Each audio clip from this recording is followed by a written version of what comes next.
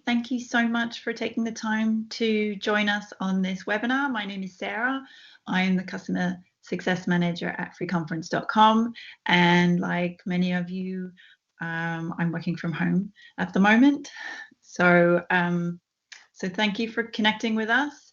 We're going to go through over some basics about using freeconference.com, answer a lot of general questions that I know many of you have. My colleague Cara, she is managing the chat today, so she can answer any questions that you would like to post over there. So let's jump straight into things. Let me share my screen and I'll go over some basics from your free conference account. So all right. So let me go over here to this account. So this is what you see when you log into your account. And you're all probably very familiar with this. You'll note that you have all your conference details at the top of the screen. You can find them at any time. And if you click on any of these, it will copy that to your clipboard, which is really handy if you want to share that with people to get started on a meeting straight away. So that's what I wanted to walk through first. If you wanted to, sorry, let me quickly go back, make sure that you guys can all see my screen. Perfect, okay. All right, so you don't have to schedule a call in our system to hold a conference. You can do. It's a really handy tool. It sends automatic reminders and invites with all of the conference details. But if you don't want to do that, or if you prefer using your own email messaging system, or you just want to set something up really quickly, you can just copy and paste any of these details here into an email, a WhatsApp message, any other instant message, text message, and share them. You can have people join via web or phone in the same meeting. It doesn't matter. You don't have to do anything different if it's video versus phone only or just audio via web. It's all the same. You can copy this info here. You can copy all of the info, both phone and web info, via this link on the left-hand side. The first person who connects, by default, the first person who connects is going to hear hold music, whether you are the moderator or the participant. The second person who connects, by default, the hold music stops and you hear each other. So it's very easy to get started.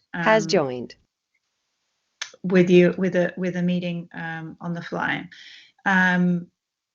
You will notice you have a moderator pin. You can find all this info also here by clicking dial in information. What's the moderator pin for? Well, it doesn't need to be used by default. Everyone can just use the participant access code. And with smaller meetings, I think that's enough. You can just have everyone use the participant access code. But if you're having larger meetings, or maybe you have a paid subscription and you want to start call recording during your meeting, then make sure you call in with the moderator pin first. So with the default settings, when you create a new account, it isn't required to have someone use the moderator pin when they call in. Everyone can use the access code, the participant access code, but you'll want to use that moderator pin if you've got larger calls and you want to mute everybody. That's what the *7 is here for. Or if you have a paid subscription and you'd like to record the call, that's using *9. You've also got some other features. If you have a paid subscription, this particular account is on a free one.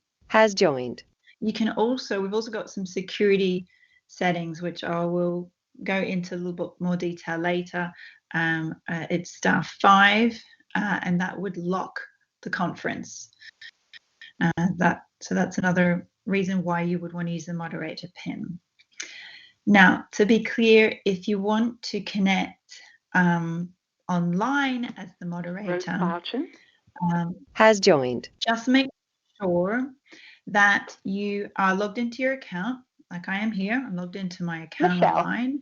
has joined. And then to join via web, I just go ahead and hit start here.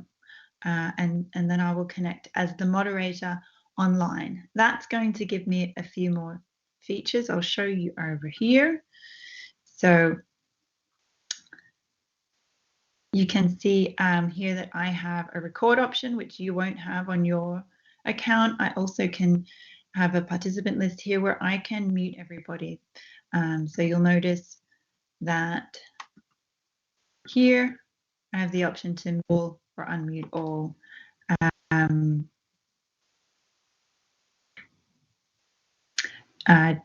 Just using that one button. And if I were to click unmute all,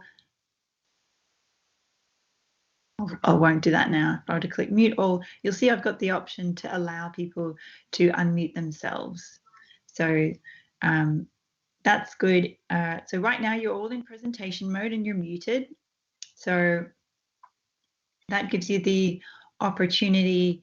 I can just continue my presentation. If I wanted to allow you to unmute yourself, has joined. To ask questions and such, we'd be able to do that at the end, and I could use this option to allow you to unmute yourself. So the other feature that you have control over as a moderator is I can also manage here the chat. I can choose, and this is another great security feature, I can choose if it's only myself that can then put anything in the chat. So that's going to prevent anybody from posting anything there that you don't want shared meeting. So that's a really good feature to have, again, for additional security. So let me go a little bit into the settings in your account.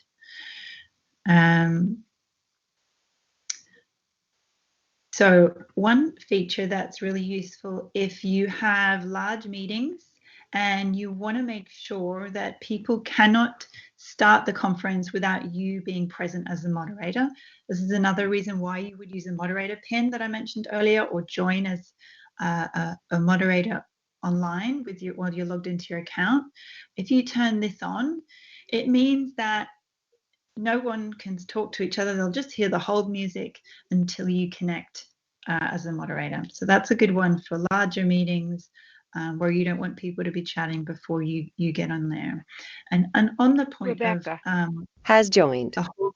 that hold music, we do have a new feature where you can customize the hold music. You can choose from a large list of playlists that we have available, or you can upload your own audio. This is available, this is included in our Pro subscription for $34.99 a month, or you can get it now for a limited time as an add-on for $2.99 a month. So just reach out to one of our support team, get in touch via chat, and we can help you get set up with that if you need assistance. So that's another handy feature. We've also got chimes and name announce. So for a larger meeting, I'd recommend going in here and turning these off. For a smaller meeting, you can, by default, by the way, this setting is on for all accounts when you create a new account. So you'd have to go in here and turn it off if you didn't want it on. So you just slide these, tap them, turn them on and off, and then hit save to update your settings. I'll make sure they're off. So another security feature, you can change your access code whenever you want. So let's say you've given out your conference details to a number of people, and then someone's got hold of it that you don't want on your meeting, or it's gotten out somewhere public and you're concerned about who's accessing your meeting. Just hit get new code here, and then that will allow you to, anyone who had the old code can't join your meeting anymore. So, and then you just share it with whoever you would like to have that code. Just remember, you can't go back to the old code if you reset it, and it'll impact all of your scheduled calls. So you'd need to let everybody know of the new access code if you were to do that. Same goes for your moderator pin. Here you can set primary dial-in numbers. Anything that's listed here is going to end up on your invitations. You have one main primary dial-in number. Just make sure we're that off. Okay. All right, we come back here.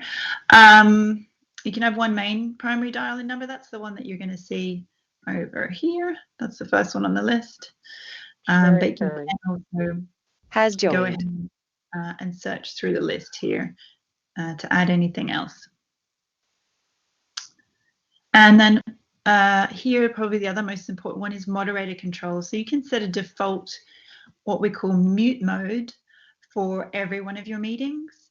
So if you're having a lot of mostly small meetings with 5 to 10 people, you can have your default mode as conversation, which, by the way, every new account created has conversation mode as the default mode. But if you're having larger calls with a lot of people connecting, I'd recommend choosing either Q&A or presentation. That will mean that everyone, as they join, is muted. And then you can choose during the conference to change it if you want to. You can also have it set by default as conversation mode and change it yourself in the meeting. I showed you how to do that online. I'll come back to that one more time. You've got this here. We can mute all, unmute all. It's also up the top here in the participant list, mute all, unmute all. And then via phone, it's *7. That's the way you'll mute and unmute everybody. Now, I wanted to mention some premium features because I know security is on the top of everybody's mind right now. This account has a paid subscription, and you notice we've got some other features. We've got a security code, which means that you can have another layer. It adds another code when people join a meeting. So you can have this set maybe for a short time, or you can schedule calls to have this security code. The way I would use it is, let's say I have a lot of meetings with different people regularly on and off during the day, and then there's maybe 1 or 2 meetings which are a little bit more personal. Maybe it's dealing with a matter that needs to be more private. I can enable this security code, give the individuals that are joining me to that meeting this security code, and then they would be the only ones that can access it. Anyone who's already got your access code can't accidentally join because they don't have the security code. So you can turn this on and off as and when you need it, and choose your own security code here. It can be whatever you want. And that would be for people connecting via web or phone. And this is for any paid subscription. So starting with the personal plan for $9.99 a month upwards. Let me go to now when you schedule, we have another great security feature called the one-time access code, also available with any paid subscription. So when you're scheduling a meeting, you go and click here, your security settings, and then you can choose a one-time access code. So that would mean that that code is only valid for the duration of your meeting. And you'll notice when you connected here, anyone who was a little bit early would have seen a message that it's going to start, that your meeting will start later at the scheduled time. So, and then when this meeting ends with a one-time access code, you can't join again. So that's useful for security, useful also if you have back-to-back meetings and you want to make sure someone who's early doesn't connect into your meeting right now. So that's also useful for those kinds of meetings. And one final security feature that's very good. Oh, no, there's 2 more. I can also block or block and disconnect somebody from the online meeting room. So that's available via the participant list. That will completely disconnect them from the call and prevent them from rejoining. The other one that I can do here, if I go to my settings, and there's a lock Conference option. call locked. No other callers permitted. I'm going to unlock it. Conference call unlocked. Callers are allowed to join. So when you lock a meeting, it means no one else can join, and it's closed off. And then obviously that would mean if anybody leave, they couldn't come back in again, and then you can unlock it at any time. So we've got a few really good security features available. Screen sharing is really simple. You go here and hit the share button. Screen sharing is available on computers only at the moment.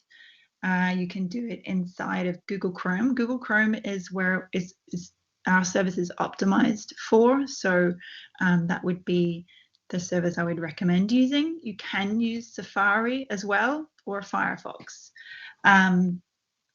So that's where you can share from.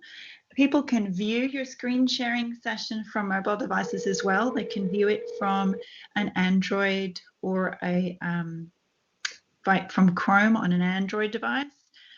So that's like a Samsung or something like that. And they can view on EOS, like on an iPhone or an iPad using Safari. At the moment, it's only available for what's called EOS 13 and up. So that's the newer sort of mobile operating system from iPhones and iPads. So it's not available on the older one. So just be aware of that. While I'm talking about video and screen sharing, video is also, and that's pretty new, it's available now on Safari on mobile devices, so on iPhones and iPads.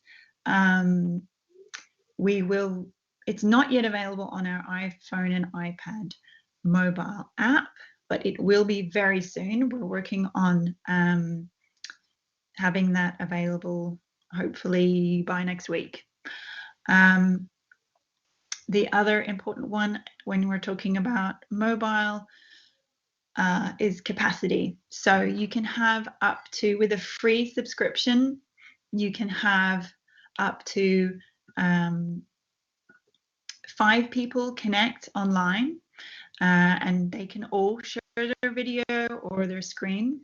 That's with a free subscription. You can also have up to 100 people connect via phone. With our paid subscriptions, you can have, with the starter plan, you can have up to 15. With our plus plan, up to 50. And with our pro plan, up to 100 people connect online. And the maximum phone callers at the moment is 100 people via phone across the board. If you need to have more than 100 people join via phone, we do have some custom plans for that.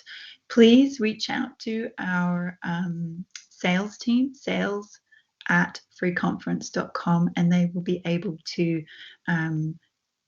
give you the right, they'll be able to explain to you how you can have that. So it is able to have more than 100 people join via phone using our service. We just need to have a custom subscription for that. So just reach out to sales@freeconference.com.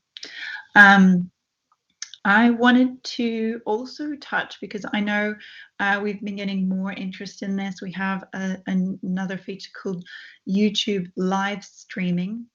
I'll share my screen again. So that will potentially allow you to give access to, let's delete that real quick. That will allow you to give access to almost an unlimited number of people to view your meeting or your conference online. So all you do when you're on the Pro subscription, so it's only available on the Pro subscription for $99 a month. You go into your account, you go to the recording section, make sure that auto online meeting, if you would like to have all your meetings set that way, and also choose automatically live stream.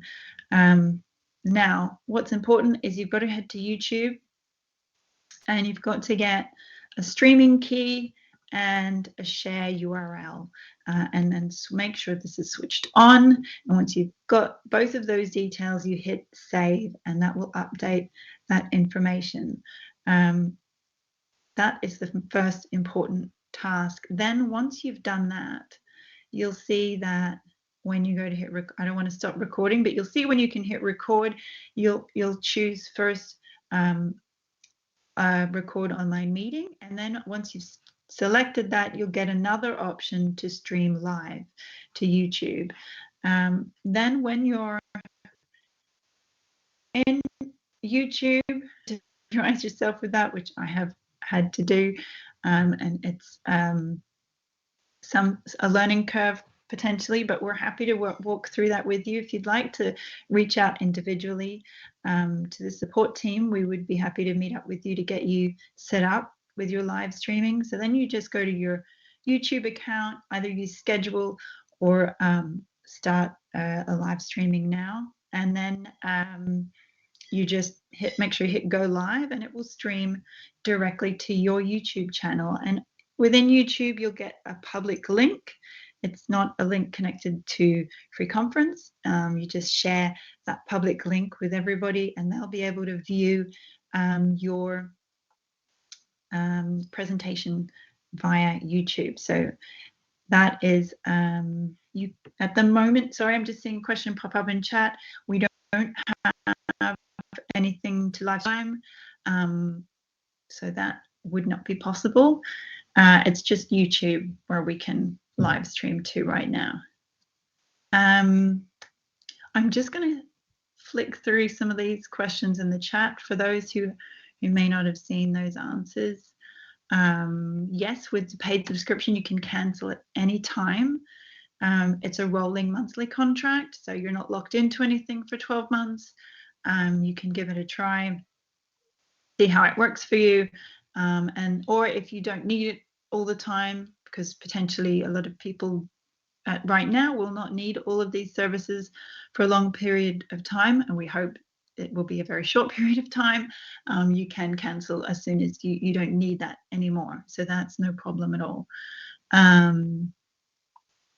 Yeah, so it's if you were subscribed from today, for example, that would renew in the 8th of June, or 8th of May, sorry, would be the renewal date.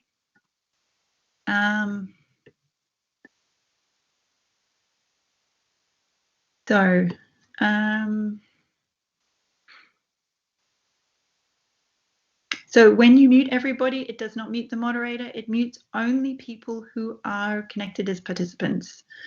Just clarifying that. I saw that question now. Will not mute anybody who's joined the moderator pin, and it won't mute anyone that you have